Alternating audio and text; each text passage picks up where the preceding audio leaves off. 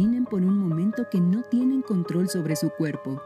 Ahora, deténgase a pensar, aunque sea por un instante, que viven encerrados en un mundo en el que no pueden comunicarse con nadie y que lo único que sienten es el dolor que provocan los golpes de su propio cuerpo contra el suelo. Esa era la realidad que vivía Grace, la pionera de la marihuana medicinal en México. Graciela Elizalde Benavides nació hace 9 años en la ciudad de Monterrey, Nuevo León. Grace, como la llaman de cariño sus padres, padece síndrome de Lennox-Gastaut, una forma grave de epilepsia que causa episodios largos y repetitivos de convulsiones y espasmos difíciles de controlar, además de un retraso en el desarrollo psicomotriz. Grace fue sometida a 19 tratamientos sin obtener grandes resultados. Incluso le practicaron una callosotomía, una operación en la que le cortaron 3/4 del cuerpo calloso del cerebro, esto con el objetivo de disminuir los 400 ataques que Grace sufría al día. Lamentablemente, todos estos intentos fueron inútiles. Grace no mejoró hasta que tuvo la oportunidad de probar un medicamento que contiene cannabidiol, un componente prohibido hasta ese momento en nuestro país y que le cambió la vida por completo.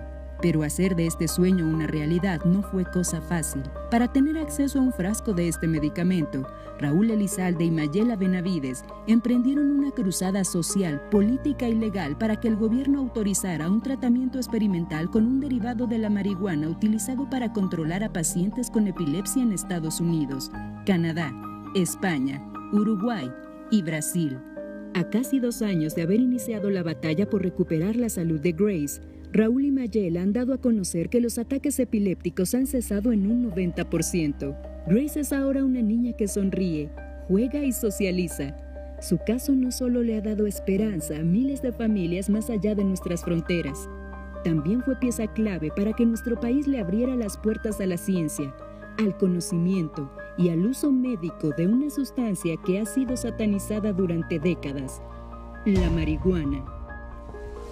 Bueno, pues ahí está el asunto de Grace, que además marcó el debate en nuestro país, marcó, por supuesto, en muchos sentidos las líneas que tendrían que seguirse en México sobre la legislación que hasta el 28 de abril estuvo pendiente. Así que ahora vamos a hablar con los expertos, vamos a hablar con los protagonistas, los que van a vivir y los que han estado viviendo en los últimos años en carne propia esta necesidad de legalizar la marihuana para fines medicinales. Quiero que allá en casita, si tienen dudas, aprovechen el Twitter, aprovechen el Facebook y aprovechemos a los que estemos aquí sobre la mesa para hacer esas preguntas, hacer a un lado los tabúes, hacer a un lado los prejuicios y entrarle al tema como se tiene que entrar, con información, con asuntos científicos que además no están inventados en México, que se han venido investigando en todas partes del planeta, porque hay muchos países que nos llevan la delantera en ese sentido. Así que voy a comenzar por presentar a Luisa Conesa. Ella es abogada especializada en estos asuntos. Luisa, ¿cómo estás? Qué gusto tenerte aquí en Sale el Sol. Gracias, muchas gracias por la invitación y por poder compartir este tema tan importante.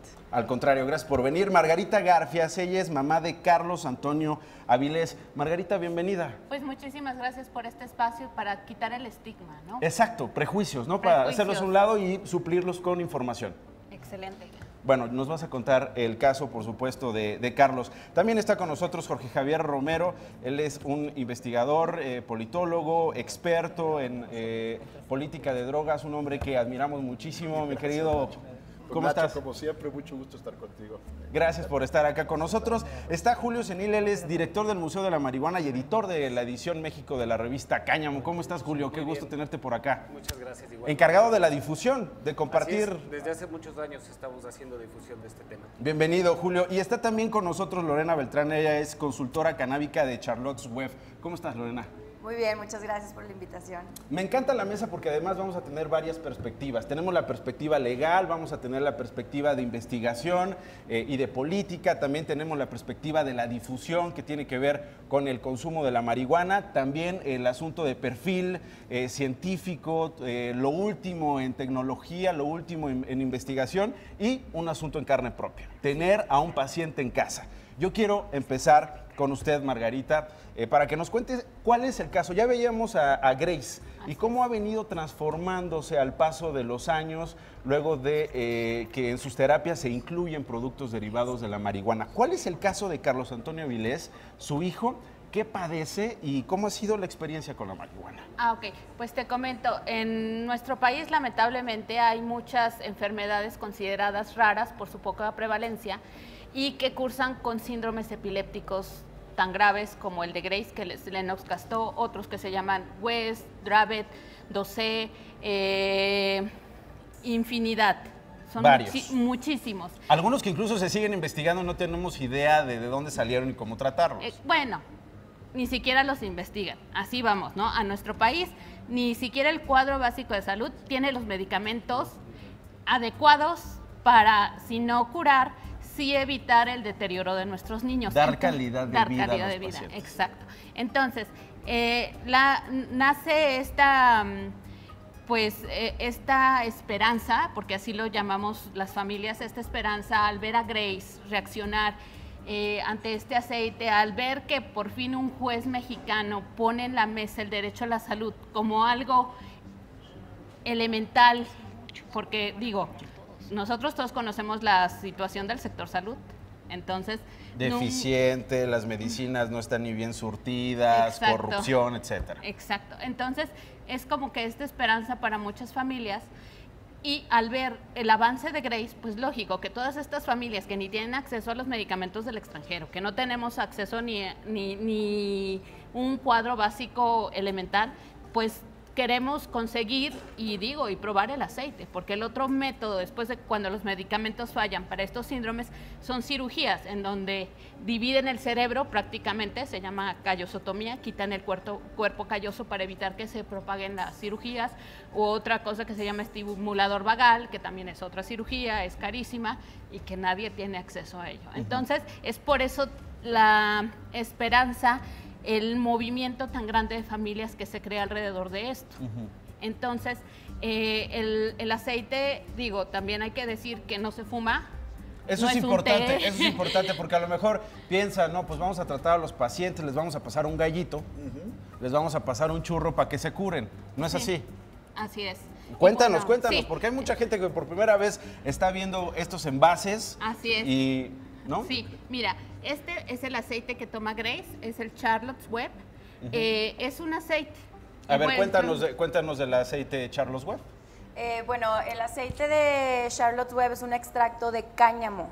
En Estados Unidos es diferente porque está nada más aprobado a nivel estatal. Cada estado tiene sus leyes. Entonces esta empresa nace en Colorado y en Colorado cualquier planta del cannabis con un porcentaje menor al 0.3% de THC, que es el componente psicoactivo de la planta, es considerado cáñamo. Es un producto no psicoactivo, pero con todas las propiedades medicinales del cannabis. El cannabis cuenta con más de 100 componentes naturales que ayudan al sistema endocannabinoide. ¿Y para el tratamiento de qué enfermedades? Bueno, se conoce que los cannabinoides son antioxidantes y neuroprotectores, ayudan a enfermedades que atacan al sistema inmune y condiciones inflamatorias. Entonces ahí viene una lista de epilepsia, Parkinson, esclerosis múltiple, dolor crónico, migrañas. Ok, ahora Julio, quisiera aprovecharte para un poco hacer el ABC de todas las palabras que hemos escuchado en estos primeros minutos. Muchas no las conocemos, muchas están llenas como de mala información y las entendemos chueco. ¿Qué es cáñamo? ¿Qué es marihuana? ¿Qué es THC? ¿Qué es el tetrahidrocannabidol? ¿Qué es todo eso, Julio? Ok, bueno, el cáñamo es una planta que ha acompañado a la humanidad desde miles de años. Es la planta con la que se hacían las velas y las cuerdas de los barcos de Cristóbal Colón, por ejemplo. Los primeros barcos que llegaron a América. Acá están las cuerdas. Exactamente, esos son hilos hechos de cáñamo, ¿no? Los textiles de cáñamo son 4 veces más resistentes que el algodón. Y el cáñamo también puede producir más pulpa para papel que los árboles. Entonces, es una planta muy fibrosa, es una planta alta. Es una planta que no produce las flores llenas de resina que produce la cannabis, la marihuana, mejor dicho.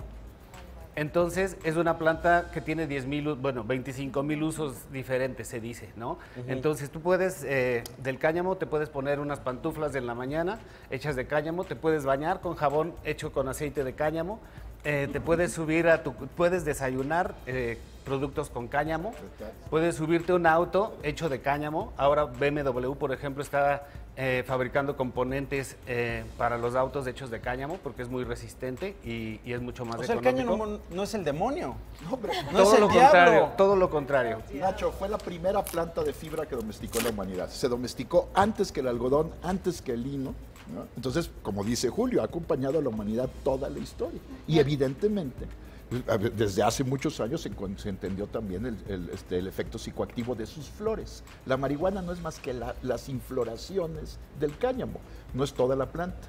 Sin embargo, para sacar al cáñamo del mercado, fue que se hizo la campaña de denostación de la marihuana a principios del siglo pasado en Estados Unidos. Con Anslinger, el primer zar antidrogas. Antes de Anslinger empezó William Randolph Hearst, que tenía intereses en el papel de madera, había para sus periódicos amarillos, por eso se llama el periodismo amarillo. Compró intereses en empresas que hacían papel de madera y sus competidores eran quienes hacían papel de cáñamo y los quería sacar del mercado, y entonces empezó con una campaña que nos recuerda muchísimo a lo que ahora está haciendo Trump con los mexicanos, una campaña racista en contra de los mexicanos, diciendo que los mexicanos fumaban marihuana y por eso violaban a las niñas blancas. En realidad sus intereses eran económicos. Y mintió. Y después Anslinger, el zar antidrogas, el primer zar antidrogas de los Estados Unidos, hizo una campaña racista también. Decía, es que fumarse un churro hace que los morenos se sientan como si fueran blancos. Era terrible. Era terrible. Y con base en eso se prohibió la marihuana. Ahora, ¿qué pasó el 28 de abril, Luisa? Es decir, después de toda esta información, después de que Uruguay cambiaba su legislación, de que otros países como Chile relajaban, digamos, la penalización de cultivo. Chile tiene ahora el cultivo más grande de marihuana en todo el mundo, me parece. Después de que en Europa están dando pasos en ese sentido, que Estados Unidos con diversos estados también viene a legalizar la marihuana terapéutica y recreativa. ¿Qué es lo que sucedió el 28 de abril en México? El cambio sustantivo que vemos es que después de que los senadores habían aprobado ya una reforma en marihuana medicinal, por fin Cámara de Diputados, después de casi un año de tenerla dormida, la aprueba también. Entonces, hoy en día en México se permite, estando pendiente de que se publique por el Ejecutivo y pendiente de que se emitan todas las normas secundarias que van a acompañar a la ley, está permitida la marihuana medicinal en derivados farmacéuticos. Esto es, no está permitida la flor. ¿Y qué es un derivado farmacéutico? Es algo que se va a definir también prontamente. COFEPRIS nos va a tener que decir. Nosotros esperamos que derivado farmacéutico no sea una pastilla, sino que sea un aceite. Y aquí los papás de todos los niños nos pueden decir la importancia y cómo les ha cambiado la vida poder tener aceites. La diferencia es sustantiva, que sea un aceite o que sea una medicina. En términos de precio, obviamente, y en términos de qué tan rápido se puede producir en México. La legislación nos va a permitir, desde luego, importar, que sigan haciendo lo que ya están haciendo hasta ahora, que también nos pueden comentar el viacrucis, que es en términos de agentes aduanales, pedimentos, lo que cuesta. ¿Cuánto cuesta eso? ¿Se paga la mordida al agente aduanal? ¿Se paga...? Te voy a hacer la lista. Ok, bueno, este es el que tomó Grace y que tiene el 0.3% de THC, como lo mencionó Lorena, pero a nosotros como familias no se nos permitió usar ese. Se nos permitió usar este, que digo que fue la única compañía que dijo, ok, yo los apoyo, le quito el THC a este aceite para que ustedes puedan tener acceso. ¿Cuánto cuesta? Este, si tú lo compras directamente en la página de Estados Unidos, cuesta $600. $600, 12,000 pesos. ¿Cuánto de esos necesita Carlos? Un frasco cada mes y medio. Un frasco cada mes y medio. Digo, ahorita... O sea, es además un desastre económico en las familias. O sea... ¿Cuánto está gastando al mes? Ahorita la Asociación por Grace nos está subsidiando el costo y ayudando con el trámite aduanal. Pero si tú no te acercas a esta asociación, tienes que comprar el frasco, $600.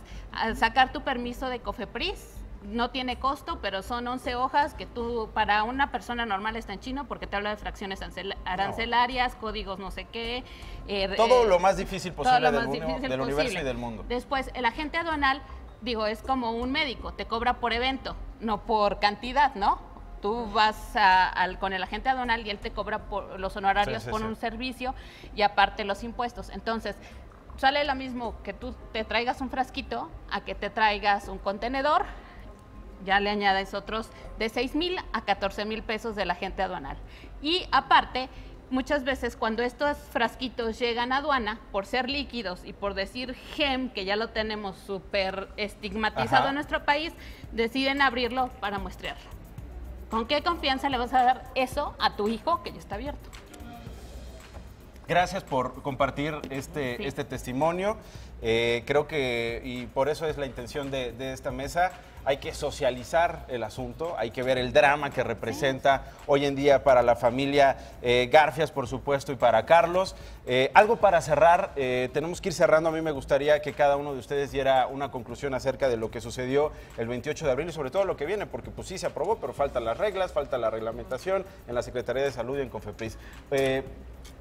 Una conclusión. Necesitamos todas las familias y la sociedad en general una regulación integral de cannabis, no solamente marihuana, sino cáñamo, marihuana, incluyendo suplementos, alimentos, los usos industriales, incluso me atrevería a decir que el uso lúdico, porque yo prefiero que una persona tenga en su casa 2 plantas a que el narcotráfico tenga hectáreas y hectáreas y crea una industria mala, ponga en riesgo a la salud, a los consumidores, y además que no se valga nada más de eso, sino de otro tipo de tráfico de armas de personas.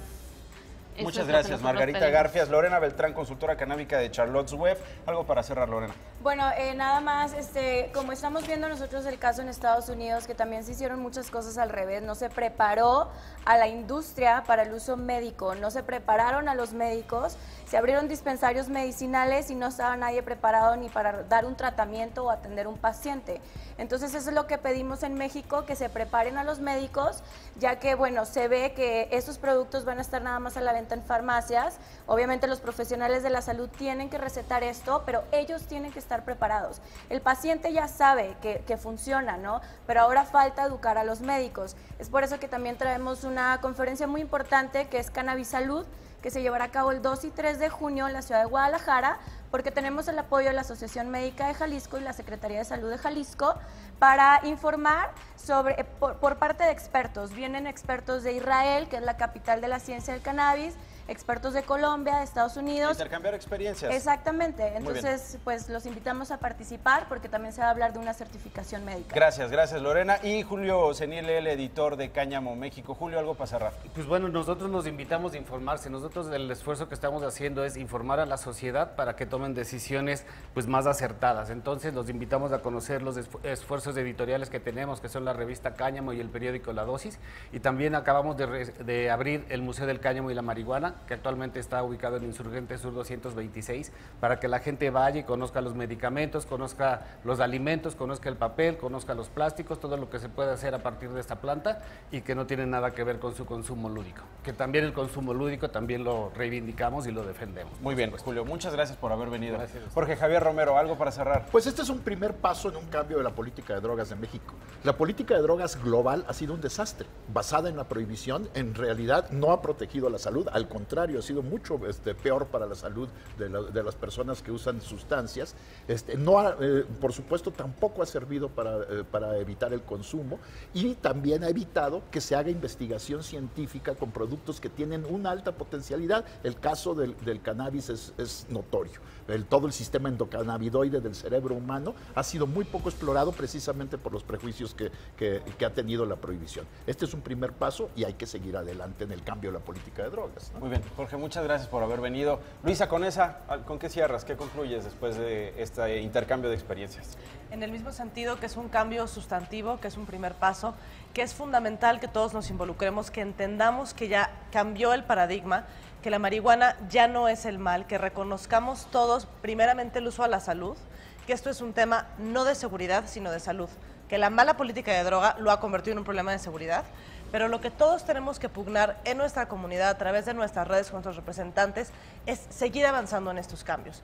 Que sean aceites, que se reconozca lo que dijo la Corte, que el uso personal es constitucional, que exista autocultivo y toda una serie de pasos que nos van a llevar de un estado de sufrimiento, que es el que estamos viendo hoy en México, hacia un estado que no se base en estigmas, sino en derechos fundamentales. Muchas gracias a todos por haber venido. Un abrazo, un beso muy fuerte para Carlos, que se recupere y que venga lo mejor para él y para todos los pacientes que seguramente van a mejorar su calidad de vida después de esto. Sí. Sale el sol, lunes a viernes, 8 a.m. Participa en Imagen Televisión.